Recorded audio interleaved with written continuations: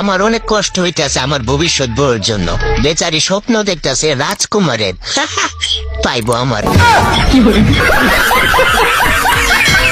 ও ভাবি, অনেকদিন পর ছাদে উঠলেন, ভাই কি চলে গেছে নাকি? এই শোনো, আমি মার্কেটে যাব, জরুরি কিছু কাপড় চোপড় কিনতে হবে, টাকা দাও। আরে তোমার জন্য জান দিয়ে দিতে পারি, এই নাও মানিব্যাগ, টাকা যা লাগে নিয়ে নাও। তোমার মতো জামাই পেয়ে সত্যি আমি ধন্য।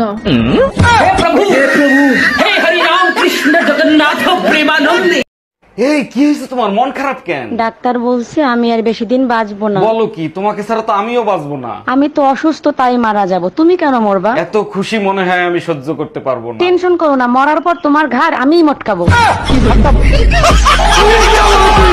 আসেন ম্যাডাম, তাজা তাজা ফল আছে, নিয়ে যান। আম নিব, কোন আম ভালো মিষ্টি হবে সেটা দেন। তাইলে ল্যাংড়া আম নিয়ে যান, ভালো মিষ্টি হবে, 120 টাকা কেজি। একটু কমায় নেন, ল্যাংড়া আমের চিকিৎসা তো করতে হবে, তাই না? জানো, জীবনটা হলো বিরতিহীন যুদ্ধক্ষেত্র। হ্যাঁ, ঠিকই বলছো, প্রতিটা মুহূর্ত যুদ্ধ করতে হয়। আর বিয়ের পরে সেটা রক্তক্ষয়ী রণক্ষেত্রে পরিণত হয়। আর সেই যুদ্ধের অস্ত্র হলো বেলুন খুন্তি আর পুতা। Bye bye, tata.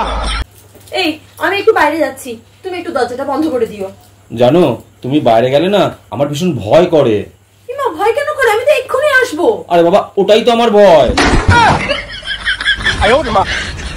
মিল্কি, আমি সিদ্ধান্ত নিছি এবার ঈদে তোরে একখান শাড়ি কিনে দেবো। বলিস কি, তাই নাকি? তা তোর মাথায় এই আইডিয়া আসলো কি করে? আরে আইডিয়া কিছু না, আব্বা জাকাতের টাকা দিয়ে বলছে ফকির মিসকিনকে শাড়ি কিনে দিতে। আমারে ফকির মিসকিন লাগে? তুই ফকির, তোর জাত গোষ্ঠী ফকির।